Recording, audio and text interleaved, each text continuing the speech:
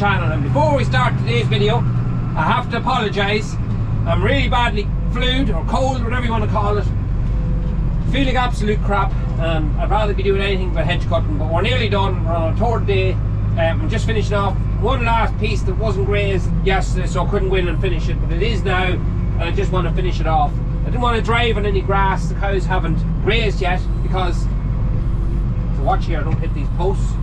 That's the worst thing about this hedge cutter. It doesn't fold in behind the tractor. It sits out again in the mud guard, and you can clip it on things very easily. That's why I'm lifting it up in the air here, just to clear the posts. But it doesn't swing around, and that's a big disadvantage. If you're working out in the country, you just have to be very careful where you go. There's only so far you can pull it in again the wheel. You still have that much sticking out, again where the hedge would be basically. So that's why I'm just after raising it up in the air there. But yeah, I've got a real bad cold. Haven't had a cold in years. It never puts me off my feet. I always keep ploughing on. I want for going to bed or resting.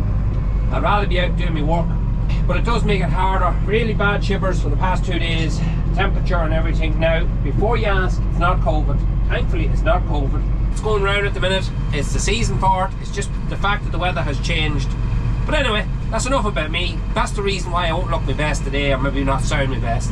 But we keep ploughing on. Just about to open this gate here now to get in here and cut this last bit of hedge. There we go. Let me get. Yeah, would have been lovely if the hedge cutter had swung around to the back. If I ever did change this hedge cutter, I think there's a 54, 55 in Mc Connel. Nice hedge cutter. Now, I have no notion to change it, but if I did, that's what I'd go for. Something that can swing completely around the back of the tractor. I know most hedge cutters do now, and something that's much easier to put on, because no matter how good you think you are doing it, it's an awkward job. Right, so it's also incredibly windy, so I hope I'm standing in the right spot to kind of blocking that wind. I think I'm okay here now. So we did have a few problems when we first started off using the hedge cutter. It's never been on this tractor before, so we encountered a few little small problems that we had to make changes to, which basically I lost a day with, and that kind of held me back. But one of which was, a few people mentioned to me that I shouldn't be running the hydraulics of this hedge cutter, the arm of this hedge cutter. Now remember, this Mc Connel is what your class was, a semi independent. It's definitely not fully independent, so the whole arm works off the spool valve on the tractor. So I had originally just connected into one of the spools itself, and a few people rightly said you should be hooking that agent up to the quick return, because you're going to end up overheating that spool. First day I used it, it did get quite hot. I will admit it did get quite hot, so you guys were absolutely 100% right. I did use it the same way on the 6470 that I had. It didn't seem to heat as much on it, and it seemed to work really well. But on this one, I knew that the oil has been restricted. The arm was too slow to move up and down, and you could hear that hissing noise. You know that hissing noise when you know that oil is being restricted? Well, I could hear that plainly when I was using the arm, so I knew there was something wrong. Made a few phone calls and realised quite quickly that I needed to change a fitting that was on the back of the tractor. This one here, if you can see it in the distance, see this one that hangs down? I assumed that that was the quick return, but I was wrong. That should be actually coming out of that top terminal there that says P. And that is not the quick return. That was probably set up for the baler to be used. People have changed these couple of pipes around, but that is the one it should actually be on. We instantly knew then that we had the wrong connection on our pipe. Do I change the end on the pipe on the hedge cutter, or do I change the end that was on the tractor? Now, we have a post driver as well, and another thing on the post driver, a few of you did actually spot it, and rightly so again, was that the weight on the post driver wasn't going down quick enough. That again was the oil not getting quick enough back into the back end of the tractor. That's all that quick return actually does. It lets the oil into the tractor, straight into the back end of the tractor with no restrictions. You're not going through the spool valve. So, my man who does a bit of mechanic work for me came up with one of these. So basically, two female ends. One will push onto the tractor and one will take the pipe. So basically an adapter. And now she's running like a dream. She does still get warm. They'll all get warm when they're running, because you're constantly using hydraulics on the arm of the hedge cutter, so you're always going to get that. The cover hasn't moved an inch since it was put on. Yesterday when I was hedge cutting, a root came out of the hedge, especially when I was leaning over the hedge, kind of getting down the far side, if you know what I mean. So I had the kind of head tilted this way, kind of edging the inside, because I couldn't get to the far side of that hedge that I was cutting, and it threw a root and it banged into the side of this, and it was one serious clatter. Not a bother. Them things aren't going to break.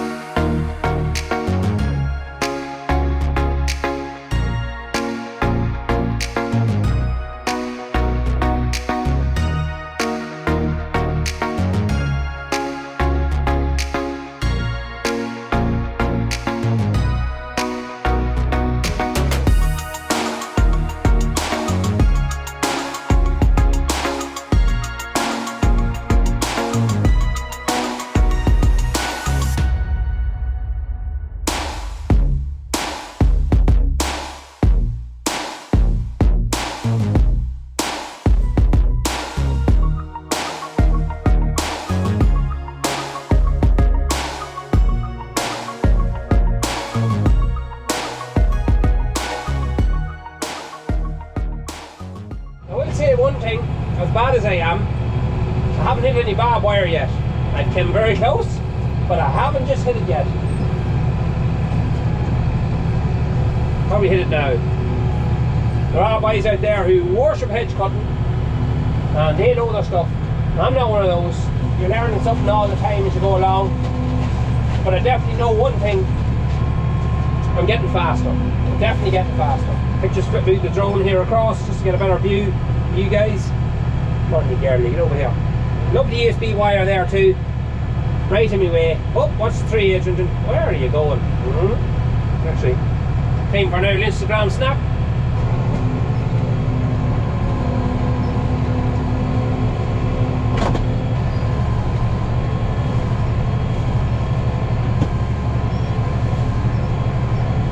We do plan on planting trees around the farmyard, just that kind of open place in front of that new shed. My idea was to plant copper beech because it looks really good. I think it'd look really well for up there, that nice copper coloured leaf. Am I right or am I wrong? You let me know. I wouldn't know a huge amount about them kind of things. Farmer P, if any of you follow him in the UK, good friend of mine, a good old sport, and he just gives me recommendations on different trees. He knows his stuff, so I might actually give him a call, and maybe if he's over here in Ireland sometime, we'll invite him over, have a look around some of the place and get tips of him, because he knows a lot of stuff when it comes to that area. Right, so it's Monday morning. I'm just going over here closing the cows. It's just gone. Keep looking at my wrist. Don't have a watch on me, so I look at the wrist again. It's force of habit. 28. I'm after having breakfast there, milking and things is done. Fields are starting to get wet. Got that colour in them, that autumn colour. You can't turn that away. Grass isn't really growing an awful lot now. It's slowed right down, so it has. Nights are getting colder, nights are getting longer. It's just to be expected. Even they only get out for a few hours if it comes to that, and ground's able to carry them. They're still better out for as long as you can possibly keep them. Another thing I'm going to do up here is I'm going to fill this yoke full of fuel, because she's alright, she's not too bad, but she does need to be dropped fuel, so we'll just do it now this morning and get it done with, because I have another job which is basically slurrying. I want to get the last of the slurry out. There's no slurry really left, it's just bits of water that got into the tanks there since we did empty them. There's a couple of grazing fields there that are well fit to carry me yet, and it's a good time to put some of that stuff on, because you know, it may be watery, but what I tend to do is suck it out, blow it back in again, suck it out, blow it back in, because the mixer can't reach the bottom of the tank. And you know, it works wonders, it absolutely does.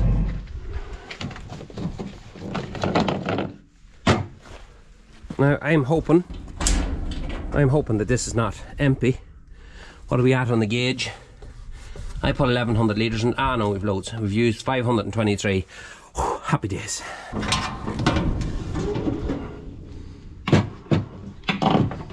the diesel on.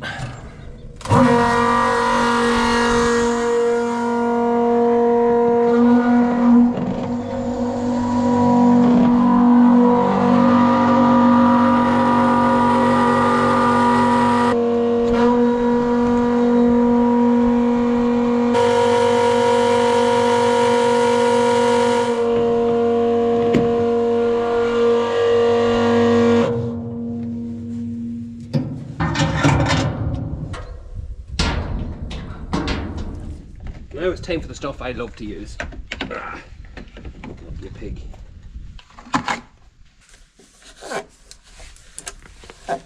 Alright, you get in there.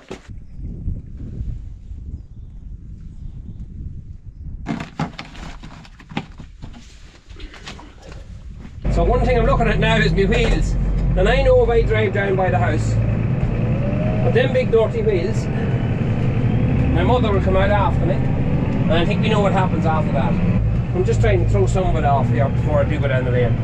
I think we're alright there now. Too bad. I'll just take it nice and easy here and go down by the house just to make sure I don't absolutely pollute the place.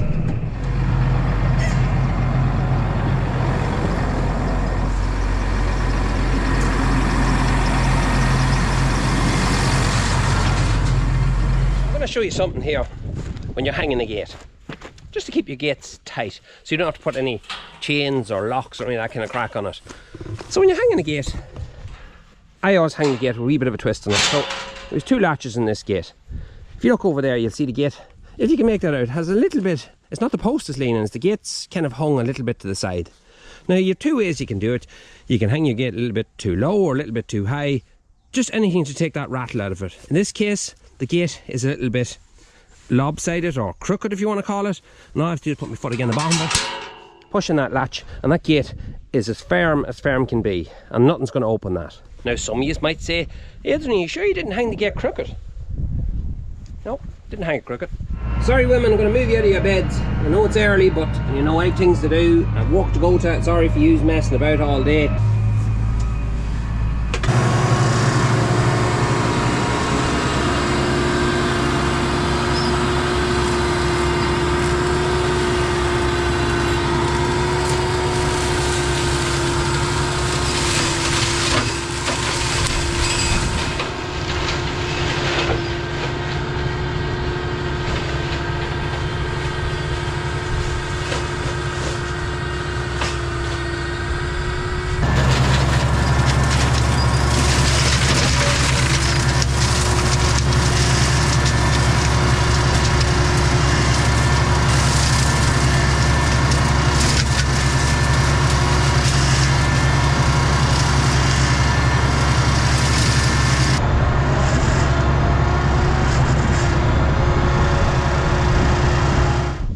Right, so I'm just finished. I'll be taking that off when I get home. Do you remember the calf I talked about that wasn't well back a while ago? The one that had the slight bit of pneumonia? Not just right, that calf. It did recover, I showed it there. It had recovered and recovered well. I noticed in the last week, it just doesn't have that appetite that it used to have. It never fully came back. It always looks more empty than the rest of the calves. So we're due a herd test for the lovely dreaded TB now very soon. So as long as it doesn't get any worse, we'll wait out until that herd test has been done, and the vet then can have a proper look at it and see what he thinks that may be causing that. Cattle take a long time to bounce back after pneumonia. It's a real whelp of a thing, so it is. Jobs I'm going to be doing now in the coming days is I'm going to be getting this laid out now for a base. I have a load of sand left over here yesterday, Sunday, that was left over for a job that I was doing in my own house. So I have about half a ton there of sand. I'll get another ton to go along with it. Timber this all out into a frame about 8 inches deep, 8 by 8 in size, maybe a little bigger, we might go a little bit wider, and we'll be concreting that. I'll show you the whole process of getting that all ready and actually the bin going in. The bin's supposed to be coming end of this month, but I'm not really in any rush. I might put it off to the middle of November. Hopefully we'll get that done in the next week or two. I just don't know, of a lot of work on. Our tree is still sitting here. I didn't get round to actually doing anything to it.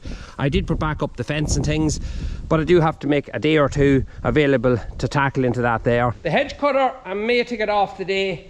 I'm not sure. I do have another job I promised for a mate of mine that I do, but I'm not sure he's ready yet. If he's not, I'll take it off. I don't like taking it off and putting it back on again, because it can be a bit of a whelp. Also have to go home and start going out a bit of concrete where guys are working at the house. It's just one thing to another. You feel sometimes you're being pulled apart doing jobs. You just have to get through it, and when you're fluid like I am now at the minute, it doesn't get any easier. So I'm going to leave it there. Short one for the day. That's the hedge cutting done. Hope you enjoyed it. If you did, you know what to do. Hit that sub button, give us a like, leave a comment down below. Links to our new merch store is down below, and until the next one, we'll talk to you again.